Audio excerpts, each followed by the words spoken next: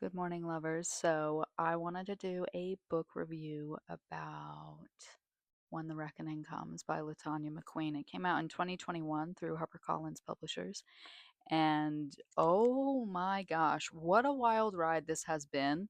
I'm just going to jump in because I'm basically finished with the book and there's plenty that I can yap about because oh my god. All right. This follows the story of three childhood best friends, Mira, Jesse, and Celine.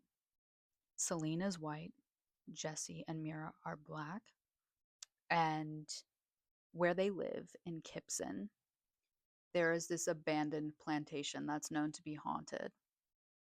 And one night, Jesse and Mira go to this plantation, and Mira sees a few things that are a bit paranormal, but there's also a man there who gets killed, right? And because Jesse and Mira are both black, the town assumes that Jesse is the one that killed this man who wound up in the river. Okay, so Mira and Jesse stop being friends after this. Mira goes away to college and leaves for 10 years. She's just gone. Jesse winds up returning back to Kipson and he starts to work at the plantation that has now been redone and used for weddings mostly. And Mira's just kind of like, what? Why are you doing that? Right? So then we have Celine, their other friend. Mira comes back. Well, she says it's because Celine is asking her, like, will you come to my wedding? I want you to be at my wedding. Please come to my wedding.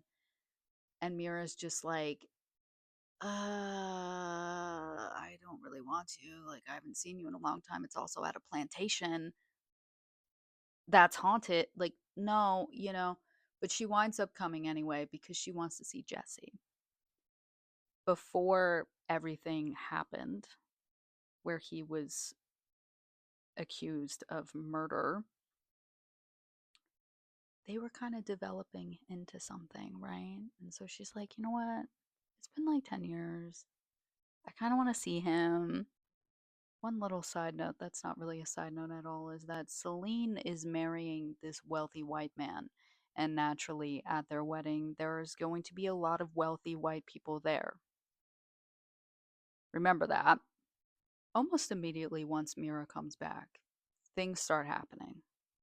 You know, she hears singing and she goes out through the woods, comes into this open field, and sees all these enslaved people working. And there's this white man yelling at them. And she tells Jesse this because it scares her so bad. And he's like, I believe you. I believe you. Jesse wanted to collect all of the history and knowledge about what was going on, right? And he's a photographer as well. So he's just trying to figure out, trying to put it together, like what is happening and what is going to happen tonight. And that's why he wanted to take Mira off the lands because he's like, things are going to go sideways really bad. Also, right, Celine was supposed to get married. And the morning of her wedding, they're knocking on her door. She's not answering. They're just like, oh my God, maybe she left. Like, she had a fiery personality when she was a kid. And Mira had a conversation with her the night before. So she was like, well, maybe she left. Maybe she was like, screw this. Like, I'm leaving. I don't want to do this. No, that was basically why, or at least the reason he used why he took Mira off the plantation grounds to try to find Celine. But really it was because he knew what was going to be happening with this reckoning that would be coming. So Jesse takes Mira off the grounds back to his place and he proceeds to tell her why he came back and why he's working there. Back in the day, there was a revolt on the land and it ended with a bunch of enslaved people being decapitated. And the road, Antebellum Road, had a different name that I'm not going to say, but it was lined by different enslaved people's heads. And all of these white people coming here for this wedding all have roots tied to the families and whatnot that had anything to do with this plantation. And ironically, the same date of the wedding was the date of the revolt. And this is when we kind of get to see Celine's true character, because Jesse told her this and she laughed and purposely made the wedding on this date. And so when he brought Mira back to the plantation later in the night, she learned that Celine was killed. And again, they assumed it was Jesse, but obviously it was not.